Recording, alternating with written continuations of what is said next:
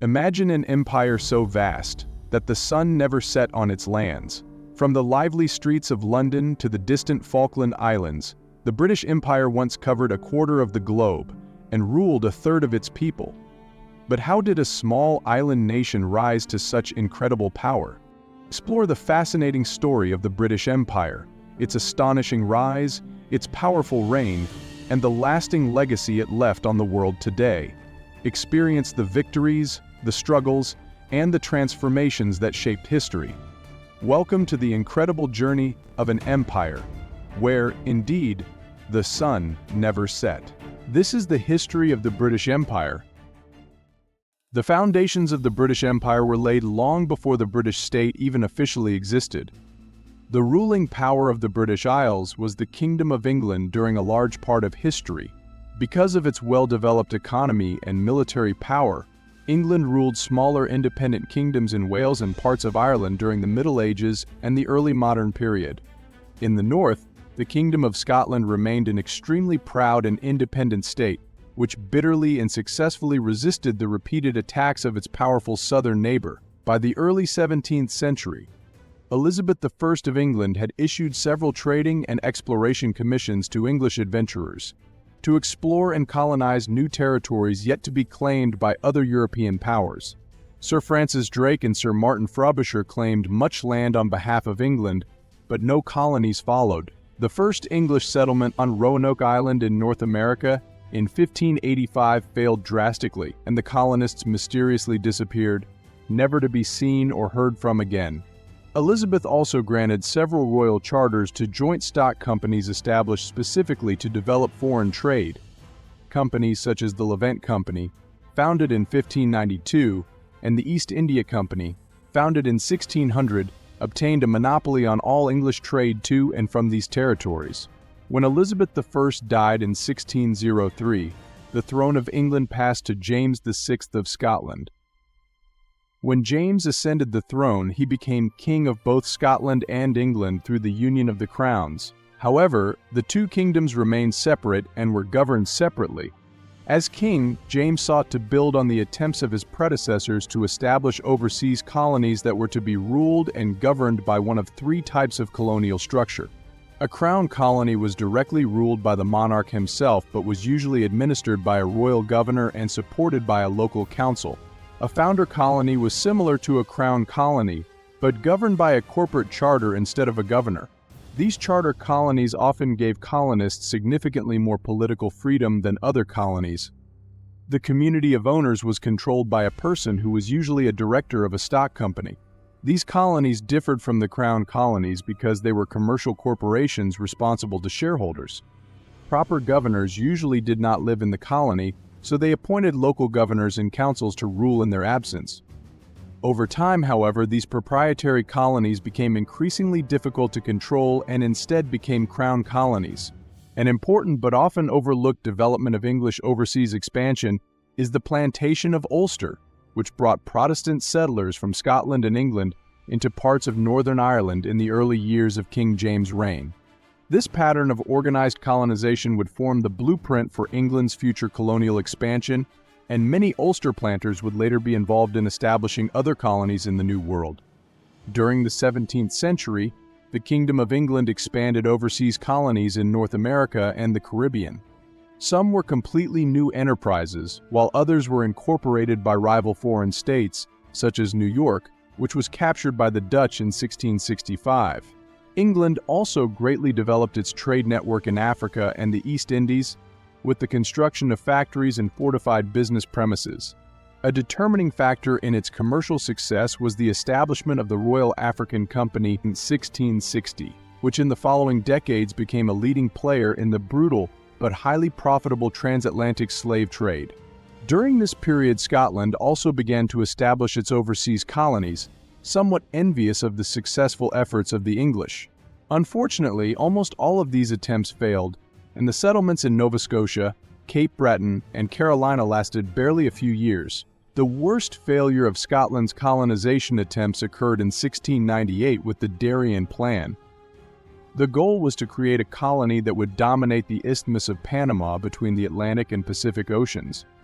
An enormous amount of capital was collected from the public to finance the expedition, amounting to almost a fifth of the wealth of Scotland at the time. When the ships reached the Darien coast, they named the colony Caledonia and began to build a settlement called New Edinburgh. Attempts to move the settlers ultimately proved futile, however, as the colony quickly retreated due to food shortages, tropical diseases, and attacks from nearby Spanish forces. Despite provisions in 1699, numbering only a few hundred of the original 2,500, returned in disgrace to Scotland. Due to the total disaster of the Darien scheme and the loss of public money that had been invested in it, Scotland was plunged into a financial crisis. Many thought at the time that their best and only chance to become part of a great power was to share in the profits of England's colonial enterprise. At the beginning of the 18th century, England and Scotland remained independent kingdoms, although the Glorious Revolution of 1688 drastically changed the political landscape of the British Isles. Catholic James II was deposed and replaced by his Protestant daughter Mary and her Dutch husband William, who became King William III of England and Scotland. Legislation was passed in England that only Protestants could inherit the throne, but this law was not enforced in Scotland, leading to an attempt to unify the parliaments during the reign of Queen Anne in the early 18th century countries and ensure a Protestant line of succession for the monarchy. When the statute was approved in 1707, England and Scotland were united into one kingdom called Great Britain. During the following decades, Britain was involved in several wars with other European powers and fought not only on the continent but wherever their overseas colonial interests lay. After the War of Spanish Succession, which ended in victory for Great Britain and its allies in 1714, territorial concessions were made in peace negotiations to defeat France and Spain, leaving Newfoundland and Acadia in North America under British control. Also as the strategic Mediterranean islands of Gibraltar and Minorca. Meanwhile, the British East India Company, not technically part of the empire but still pursuing its own colonial interests, engaged in military operations against its French counterpart across the peninsula. After the Battle of Plassey in 1757, control of Bengal shifted from the local Nawab ruler and his French allies, making the British the dominant military and political power in the region. This served as a springboard for the British East India Company to further expand its territory in later years, either by taking power directly or through local rulers who were threatened by the company's private armies. Other conflicts of the 18th century, namely the War of the Austrian Succession and especially the 7 Years' War, gave Britain even more territorial concessions at the expense of its rivals. In North America, the British captured Quebec in 1759 and ended French colonial efforts on the continent by annexing New France by 1760. Florida passed from Spain to British control, leaving almost the entire eastern coast, North America, in British hands. The Peace of Paris, which ended the 7 Years' War in 1763, also ceded the Caribbean islands of Dominica, Grenada, St. Vincent and the Grenadines, and Tobago to Great Britain, which was now the dominant colony and navy of the time. The British Empire throughout its history would have operated with two components that went hand in hand with each other. First, control of the high seas through maritime supremacy, and second, uninterrupted trade that was free from foreign powers. This boom in trade brought great wealth to Great Britain through the taxation of goods passing through its ports. However, the tax problem itself would soon lead to revolution and the empire's first major colonial loss. Although Great Britain considered its colonies as sovereign territories, it did not grant them the same rights and privileges as continental Great Britain.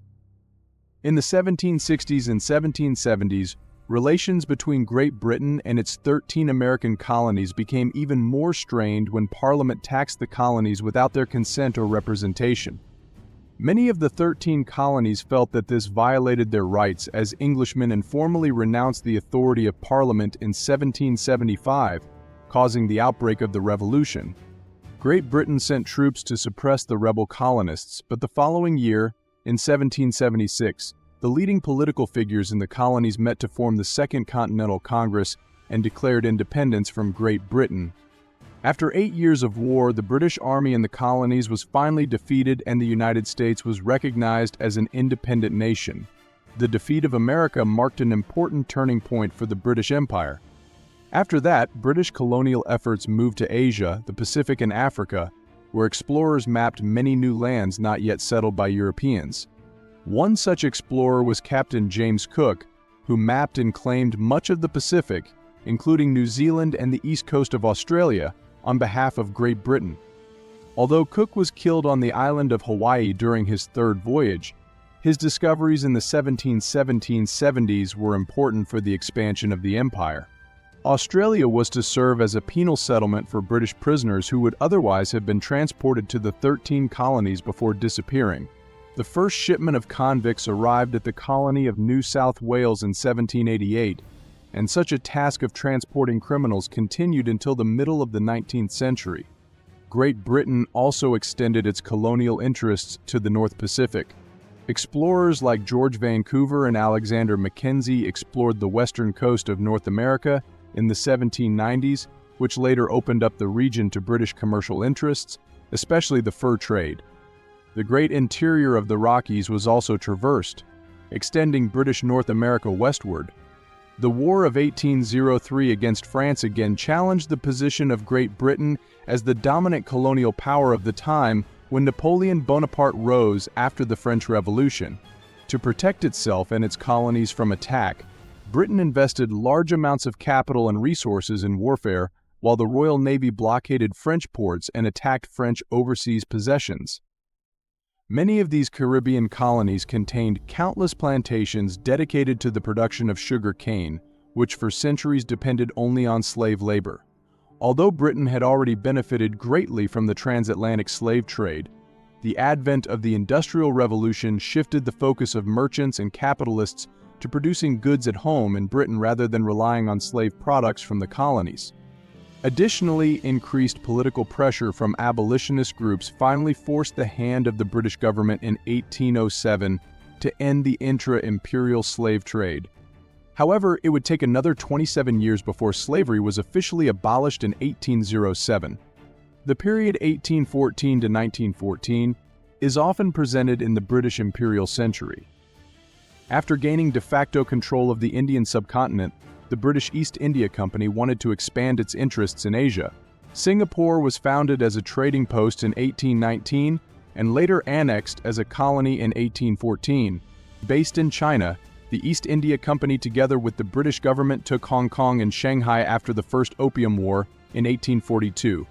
The East India Company's control over India, however, was challenged in 1857 when local troops rebelled against their British commanders.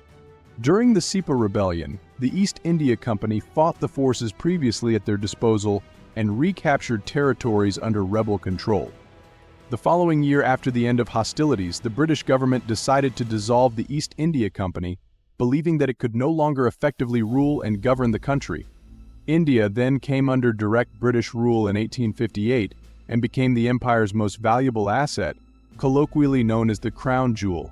A growing threat to Britain's imperial ambitions in the 19th century came from the Russian Empire, which wanted to expand its territorial holdings and sphere of influence into Central Asia and the Mediterranean region to fill the void left by the crumbling Ottoman Empire. When Russia invaded the Ottoman-controlled Balkans in 1853, Britain entered the war alongside France in support of the Turks, fearing that Russia would threaten their colonial interests in the Mediterranean and Middle East. The resulting Crimean War of 1854-1856 was a crushing defeat for Russia and a confidence blow for the British, who remained the dominant global imperial power. Although the position of Great Britain and Russia in Central Asia remained uncertain, in 1878 a partial solution of the problem, known as the Great Game, was achieved by creating respective spheres of influence. The British also obtained control of Cyprus from the Ottomans in the same year to ensure that it would be used as a defense against any Russian expansion. British colonial power also strengthened on the African continent in the 19th century. British immigration to the newly acquired Cape Colony began to increase in the 1820s, pushing thousands of Dutch natives, known as Boers, further inland to the north. Faced with British rule, they established their own independent republics, namely the Transvaal and the Orange Republic, but these two finally came under British occupation when the Second Anglo-Boer War ended in 1802. At the same time, the Suez Canal opened in North Africa in 1869, which connected the Mediterranean with the Indian Ocean, turned out to be strategically very important for Britain's trade routes. Although Britain could not take direct control of the canal, it was able to militarily occupy Egypt in 1882, but did not officially consider it part of the empire. Later, in the late 19th century, with a territorial expansion known as the Battle of Africa, Great Britain gained control of a large part of the eastern and southern parts of the continent. There was also an attempt to build a continental railway from Cape Town to Cairo, although it was never completed. At the dawn of the 20th century, Britain's position as a leader in world trade and its role as a global policeman allowed it to control the economies of countries outside the British Empire, such as China, Argentina, and Thailand. An electronic telegraph network known as the All Red Line was completed in 1902, allowing Britain to communicate directly with all its overseas colonies across the empire. As Britain's predominantly white colonies developed economically and socially, they sought political independence from the motherland. Canada was formed as a confederation in 1867, and received full autonomy except for international relations. Australia and New Zealand followed similar paths in 1900 when they became kingdoms of the newly established empire. Ireland also hoped to gain some form of independence from Great Britain during this time. Several Home Rule bills were presented to the British Parliament, but all were rejected because partial Irish independence threatened the unity of the empire. However, the threat to the empire finally came from Germany and the outbreak of the First World War in 1914. During the conflict, Great Britain was extremely dependent on the empire for food, resources, and essential imports. Military support. More than 2.5 million men from Britain's dominions and colonies served in the First World War, and many from Canada, India, Australia, and New Zealand made the ultimate sacrifice for the king and country. Britain managed to defeat Germany and its Ottoman allies in the war and annexed much of its territory in the Middle East, Africa, and the Pacific. But the victory came at a great price for Britain and marked the beginning of the end of the empire. Although 1921 marked the peak of the territorial governments of the British Empire, Ireland gained independence in the same year, and soon other countries in the empire began to ask when they would become independent. The outbreak of the Second World War in 1939 put an end to this, as Britain once again turned to the empire for financial, material, and military support. Although Britain eventually won, the war left it bankrupt and unable to support the overburdened and inquisitive colonies. Little by little, in the 1940s, 50s, 60s, and 70s, the colonies and governments of the empire gained independence from Great Britain. Almost 400 years of Britain's colonial history, seen as a wind of change, has come to an end. Although almost all of those who regained independence did not completely sever ties with Great Britain, they agreed to join a political association called the Commonwealth, where 14 states also had a British monarch as head of state. Perhaps what many consider the final and most symbolic declaration of the end of the British Empire came in 1997, when Great Britain officially handed Hong Kong over to China. The legacy of the empire remains with us to this day, however, as English is the most spoken language on earth and British culture, customs, and manners are still widely popular. Modern Britain itself can even be considered a microcosm of empire, with people of almost every race, nationality, religion, and culture once under British rule now living on the very island where the empire's journey began, those years ago.